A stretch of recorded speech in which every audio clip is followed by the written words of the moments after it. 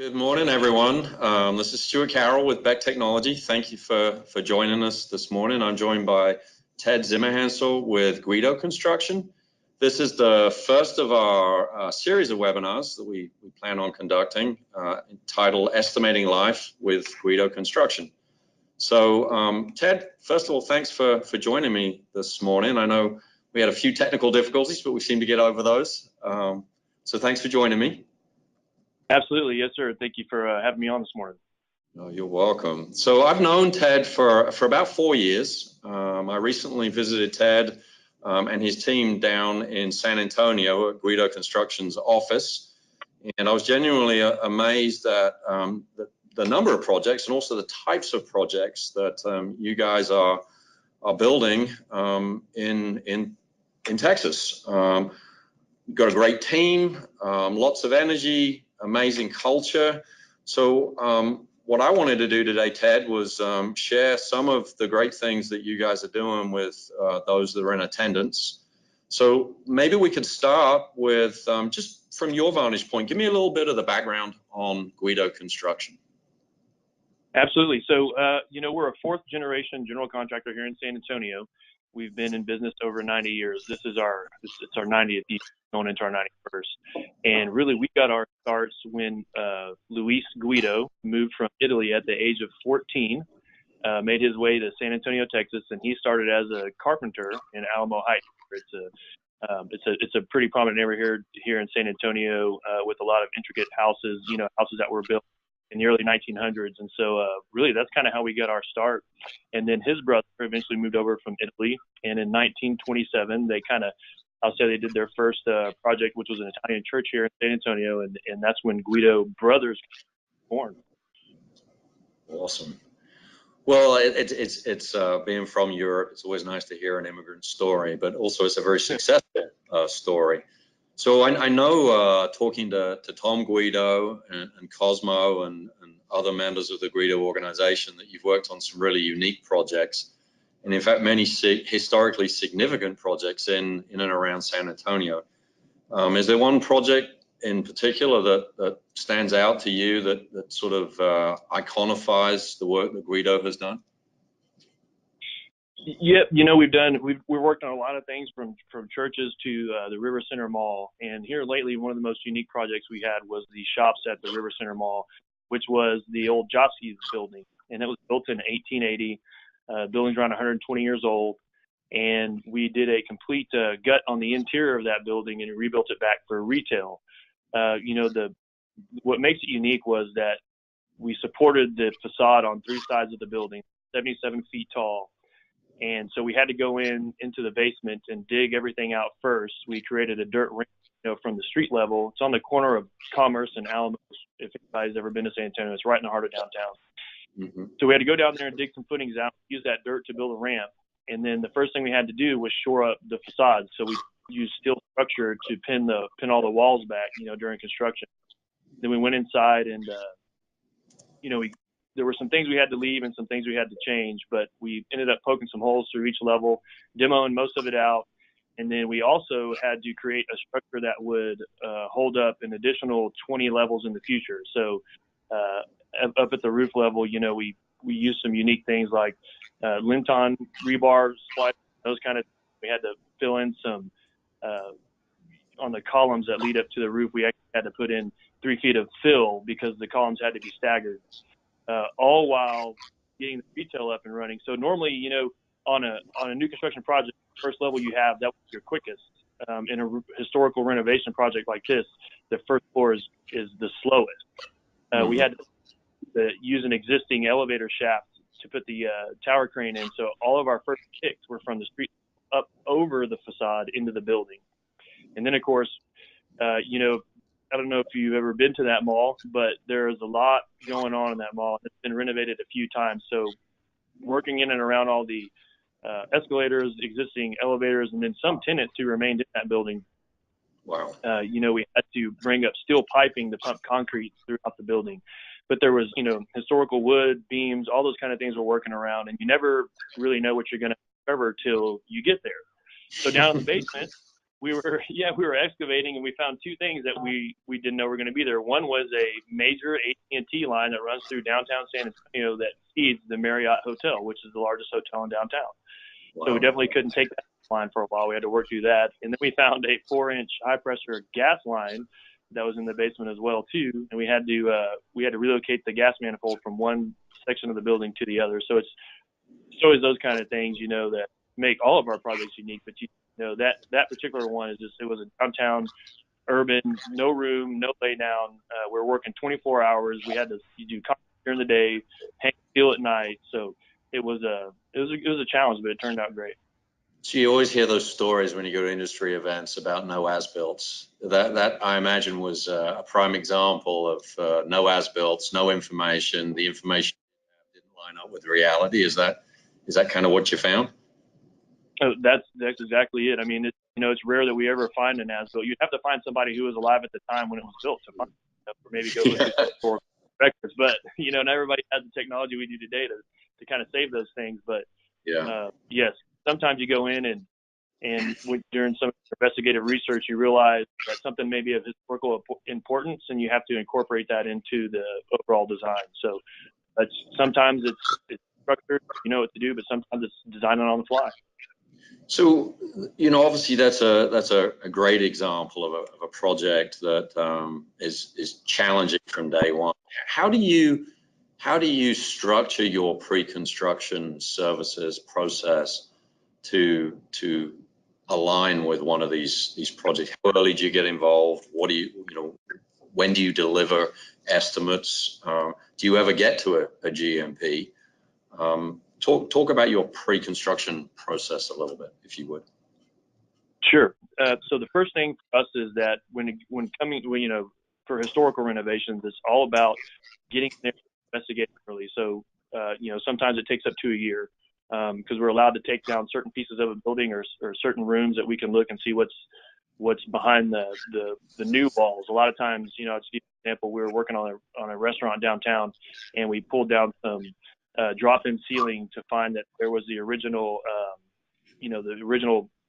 bronze ceiling up top that was imprinted with all this intricate artwork and those kind of things. So really getting in early and figuring out what you're working with. The second part is that a lot of work we do for the historical renovations, we have to go with subs that have the tradesmanship and the craftsman quality, and they've been doing it for a long time to help us either mimic or restore what's there. So those are the major parts on the front end. And there's a lot of unforeseen. So, arriving to a GMP on the historic renovations is always kind of, almost right when you're done. But because there's so many things that you come along, you uncover, and then the historical district, takes a look at things. And so there's things that we can't touch and things that we can touch. And then I'll just give you an example on the city hall that we're about to do. We've got some windows there, and we were trying to figure out what time period the windows were from. So we called in one of our guys, and he could tell by looking at the wood, the species of the wood, where the windows came from, who built them, and what time period. So there's always those kind of things, during pre-con that, maybe that's a week long, but maybe it's 2 months long trying to figure out where some of the stuff came from. And then I'll give you another example on a house we were doing in Alamo Heights. The owner wanted us to use the same brick that the original house was built from. It was an Oppenheimer house. Wow. And we got hooked up with a brick broker, and we ended up in Cedar Rapids, Iowa, finding 8 pallets of this old brick that we were able to bring back to San Antonio and add on to the house with. So it's kind of things like that really, for pre-con and historical renovation, we make a lot of site visits, but that's what makes it exciting for us, and it keeps the passion going because it's like a treasure hunt. You never know what you're going to find. You never know where it's going to lead you to. Well, you just made my day on 2 fronts. One, obviously, I'm very passionate about the industry that we're in, but I was a graduate of the University of Iowa and lived in Cedar Rapids, Iowa for about 4 right. We have another thing in common, Ted. I didn't know that. That's funny. So I would imagine, you talked about quality of tradesmen, you talked about sub-selection. What is the subcontracting community like in San Antonio? Obviously, downtown San Antonio by our standards here in Texas is a very historic area. Everybody nationally knows the Alamo, but there's a lot of history beyond just the Alamo in the area. How hard is it to find qualified subs to participate on this? I imagine it's not like find 4 or 5 and pick the best. I'm guessing, but what is the sub community like in your region? So the subcontracting community is great. For us, it's probably a little bit different than most folks, being that we've been here for so long. And you had mentioned Tom Guido earlier. So growing up in San Antonio, a lot of folks who run the trade contracting businesses are 4th or 5th generation as well. And most of these guys ended up going to school together and those kind of things. And it's kind of like talking to your old friends. They've been in the industry for a long time, and for us, kind of know the guys, and we have go-to guys for all the kind of the renovation, the historical stuff, the plasterers, and we know guys do the work and those kind of things. But the San Antonio is a big little small town, and so our subcontractors, we're always reaching out to them and hanging out, and we see them all over the city, and it's kind of more based on relationships and trust and being friends, kind of for business. But that's kind of, you had talked about the culture Guido earlier. That's kind of the Guido way is, really, really earning the respect and trust of the folks you work with, and then moving on from there. Yeah, so I mean, 100%. You can almost feel that when you come down that everybody cares for everybody else. Everybody's very well educated, professional, but it does feel like a family business from my limited experience. But how I mean, talking of that culture, how do you bring on new estimators, new members of the project team that fit the Guido culture and are passionate about the same things that Tom and everybody else at Guido Construction is passionate about? Sure. So a lot of times folks will, since we do so much work in San Antonio, people see our signs a lot everywhere, and the projects that we do are unique. You'll see our project signs at SeaWorld, at the Whitty Museum, at the zoo. You'll see them downtown. People who are in the industry and are from, they know who we are and they know our culture. And a lot of times they'll want to be a part of that. And one of the biggest things for us is that we like to live and work in San Antonio. We don't really go outside of this region too much. And folks tend to, kind of are drawn to that because they can stay here and work with their family, be home, and still get to do a lot of unique, kind of one in a lifetime projects. Yeah. Do you do anything with the schools down in San Antonio to attract talent? I mean, or do you even go to trade schools? I'm curious on that. Obviously, the subcontracting community is highly talented at what they do, and you're picking from trade schools or working with select subs. Do you recruit from both trade schools and universities, or how does that work? We do. So on both levels. So at the Northeast Independent School District here in San Antonio actually has an entire education program dedicated to the construction industry. And so we spend a lot of time with those young individuals, mentoring them and kind of the ropes of the industry, So by the time they graduate, we have a lot of carpenters that come that way, but we also hang out with the kind of the local apprentice programs, for guys who want to be superintendent or assistant superintendent. We just help them get that field experience. They come on board and kind of catapult their career, from a young age. So we also go to the University of San Antonio here. We work a lot with them with the school and their construction program. We're working with them constantly. But when it goes to, go to career fairs and those kind of things, and people will come up and talk to us, and usually we have a really long line of, it's really just being a part of the community and doing a whole lot in the community and kind of getting recognized all these different angles. Yeah. So onboarding at Guido for a new employee, I mean, talk about pre-construction. There's organizations or companies that we meet with that the life of an estimator isn't just estimating. It's going and experience life on a project. It's learning what the project manager does. It's being in front of the owner.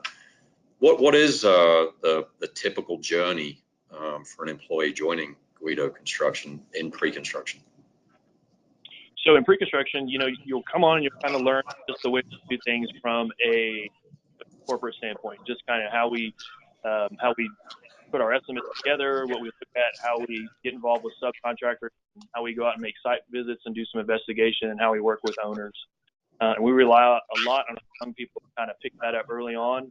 But we also try to help them get out there and experience more quicker. So as a pre-construction individual, the first thing you'll do is you'll help bid a project, and then you will go work on that project to see how everything you put together, comes out into the field. So usually we'll bid stuff and we'll have them go out and be a project engineer, assistant project manager, kind of depending on their skill set, but help get these projects kicked off. Kind of, once they get about 2 or 3 months, maybe halfway through the project, we'll bring them back in, and then we'll give them that same experience again until they're comfortable with what we do to become a full-time estimator. And that makes a lot of sense.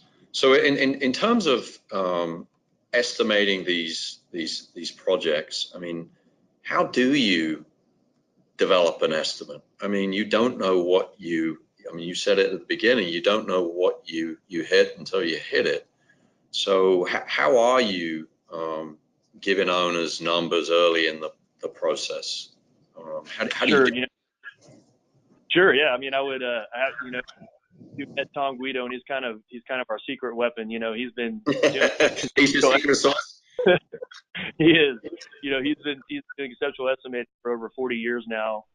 But so kind of what I was talking about earlier is, so in my experience, when I first started here, I immediately started working on our downtown project. And so that was 10, 12 years of working on these renovation projects, getting to know.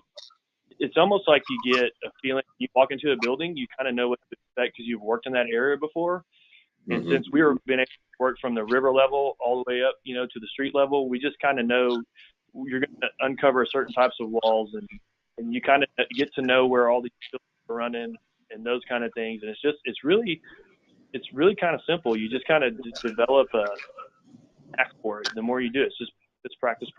But and then once you get through it, of course, we start to rely on the things we've done in the past, look at similar projects, and we apply to what we're chasing at the moment. So I guess, relative to a new project, I guess one of the advantages you don't have to imagine what's there. You can go out, you can walk it, you can feel it, you can observe. So I would imagine having somebody like Tom with that experience knows where to go and look for some of those kinds of issues too. It is, and it's kind of like yesterday we were somewhere and I was with Tom and I said, man, I just had deja vu. Have we been here before? And we're in a basement. Well, we haven't, but it just seems like we've been forward looking at this. Well, you guys have seen some tremendous growth over the last several years. Increase the size of your business, increase the size of your team. You're obviously doing a lot of things right. So maybe my last question for you is, so Guido today versus Guido, 10, 15 years from now, what do you see the future looking like for the business? And then if you're willing to share a little bit of how do you plan on going from where you are today to where you want to be, 10 or 15 years from now? Sure. So it's a great time to be at Guido Construction. We're coming up on our 4th generation. Cosmo Guido, he's the youngest Guido who works on the construction side, and it's kind of like a passing of the torch.